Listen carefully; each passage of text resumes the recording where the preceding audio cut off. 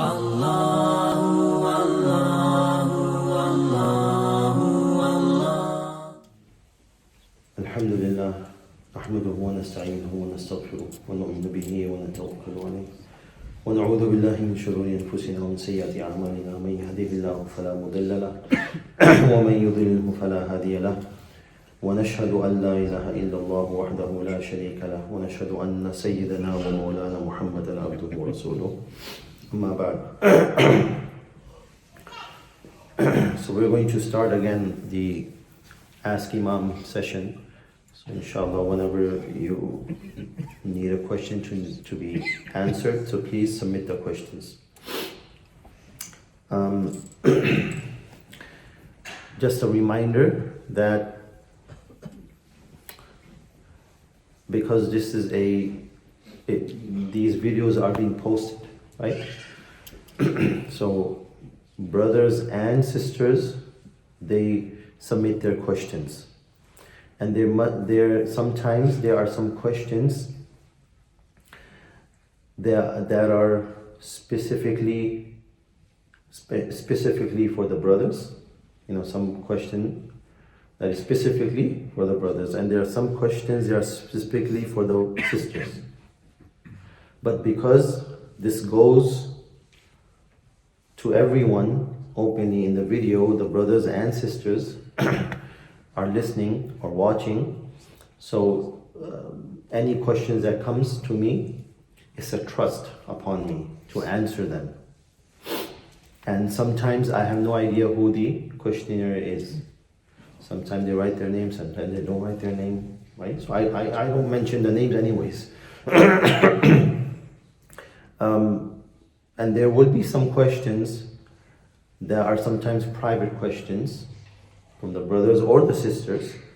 Some are, against the haya, against the modesty, but because this is a Islamic Q&A, so we need to address these questions so that the brothers or the sisters, in generally, they know. And if a particular sister or brother has asked, let's say, a personal question, but it can benefit, of course, to other. Maybe the same issue is going through some other brother's situation in their private life, or the sisters, and they have never asked this question to anyone, and maybe that can benefit them.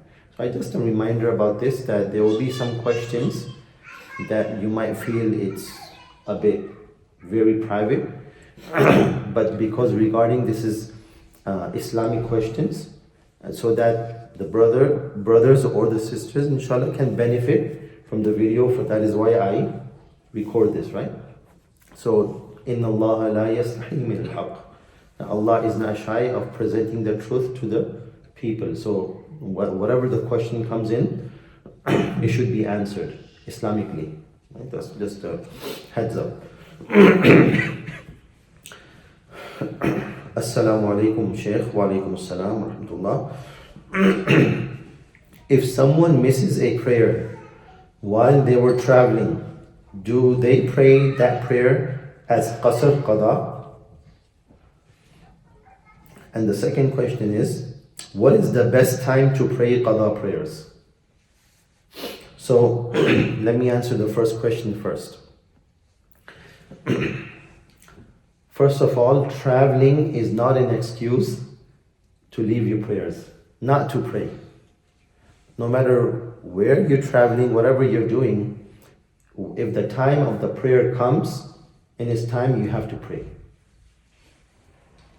There's no excuse, right? I mean, if there was an excuse, Allah would have said, okay, you know what, when you're traveling, no prayers.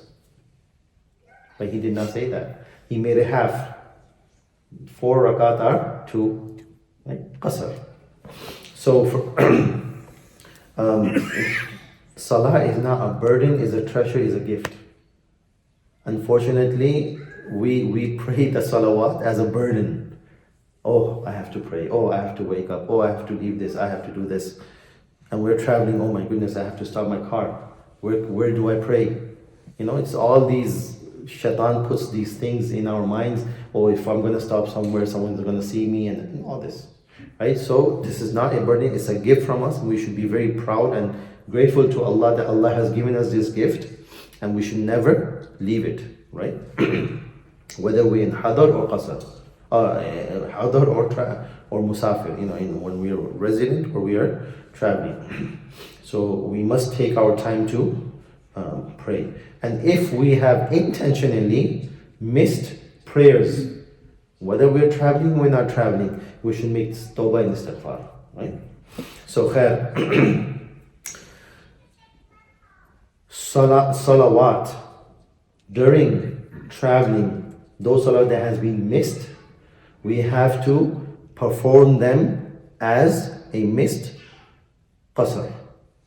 So we're traveling, we are supposed to pray qasr. Let's say for example dhuhr, we did not pray dhuhr by traveling, and we reached back home, or we reached wherever destination, we have to make up as a qasr, 2 rakat. Understood? Because we missed our salat in the traveling, right? So we have to make it up as a qasr. Even though we come back home, we are resident now, we finish our traveling, so we did not pray 2 rakat in our traveling, we have to make it up as a qasr, as a 2 rakat. And the opposite the same way. If we did not pray, let's say for example Isha, at its time, and it became qada, and then we started traveling. So in traveling, I remember, okay, you know what, I did not pray Isha, let me make it up. So I'll make it up as a 4, because I missed it up, missed the 4 rakat here. And number 2 question was, what is the best time to pray qada prayers? We should pray those qada, whatever qada is, whether we made a qada in traveling or whether we made a qada while we are at home, we have to make them qada as soon as possible. And the time can be any time except for 3 times in the day, in 24 hours. And unfortunately, we come in and we are praying our nawafil at those times we're not supposed to pray. We have, as a Muslim, we should be aware of our timings of our salawat. Wherever we are, we should be aware, is it time to pray? This is a proper time or is not a proper time? Those 3 times, that is a big no. We should not be praying. There are 3 times. Number 1, at the time of sunrise. Number 2, at the time of zawal. Number 3, at the time of sunset. So we should be aware of our timings. No prayers, no nafal, no tahiyatul masjid, tahiyatul wudu, no qada, no prayer should be prayed at that time. We should be aware of these things. But other than that, you pray any other, qada you can pray, no problem. But be aware of these 3 timings.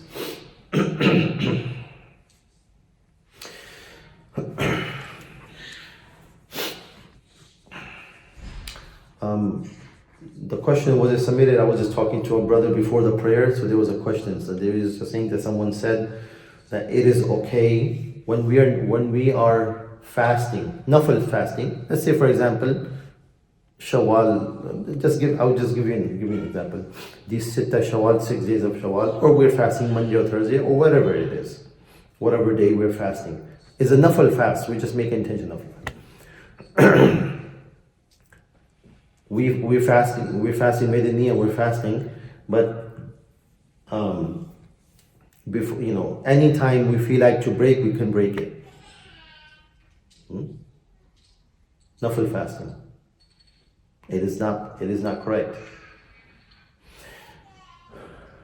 Anything that we start as a nafil, we have to complete it.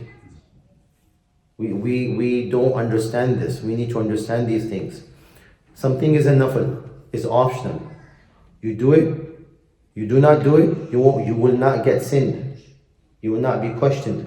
But once you have started that nafil, whether it's a prayer, whether it's fasting, now you have to complete that until unless there's a genuine excuse, right?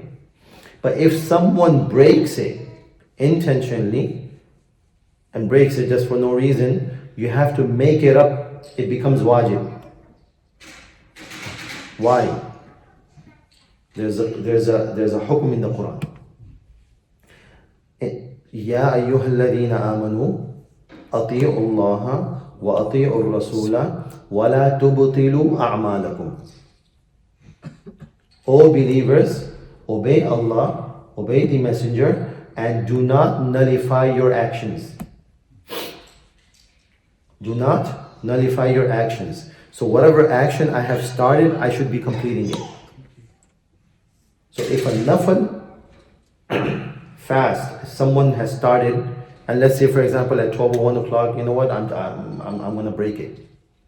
You can break it. There will be no kafara. There will be a qada. You have to make it up for that nafal. It becomes wajib to make it a why. وَلَا تُبْطِلُوا أَعْمَالَكُمْ. The hukum of the Quran is, do not nullify your actions. So if a nafal prayer, let's say I just started my nafal prayer, and for some reason I broke it, I have to make that nafal, because that nafal, it's not remain nafal, it becomes wajib to repeat that. You did not complete it. With the hukum of the Quran, وَلَا تُبْطِلُوا أَعْمَالَكُمْ. Okay? So remember that. Now,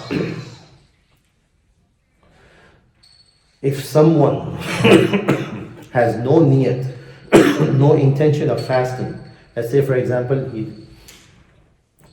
he woke up at 9 o'clock in the morning, 9 a.m. for example, had no intention of fasting, nafal, I'm talking about nafal, optional fasting. And all of a sudden 9 a.m. he woke up, he did not eat, no drink, nothing. And then he thought about it, you know what? I want to fast. He can fast. The condition is before zawal. If he makes the intention before zawal, and number 2 condition is he hasn't ate or drank anything, or had an intimate relationship with the wife or the spouse. Both goes both ways. Yes, that individual can make the niyat of nafal and start his nafal. No problem. And there's a dalil. Rasulullah sallallahu alaihi wasallam went to one of the wives, "Do you have anything to eat?" She said, "No." And he said, "Now I'm fasting." So he fasted. He did not, the condition is that what I was saying, whenever we see these ahadith, he did not eat anything. Right? So he did not eat anything, and he continues his fasting till sunset. That is permissible, no problem. But this is only for nafil. This is only for nafil.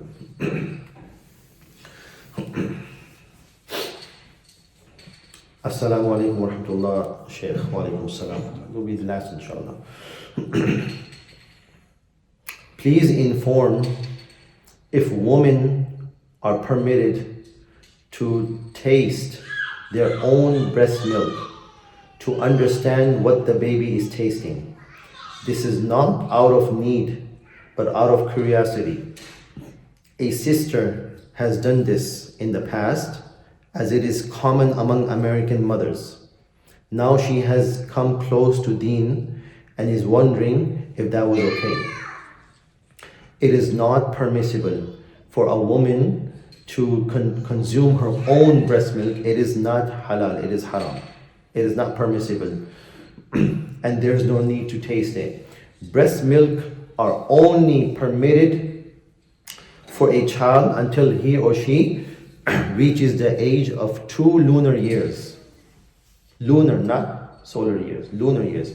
The baby can take the breast milk up till 2 years. After that, for the baby is haram. Not more than that, right? So if a woman has consumed her breast milk in the past, then she should make istighfar and tawbah. And that's it for today, inshallah. Subhanakallah wa bihamdika, ashhadu an la ilaha illa anta astaghfiruka wa atubu ilayk. Allah, Allah.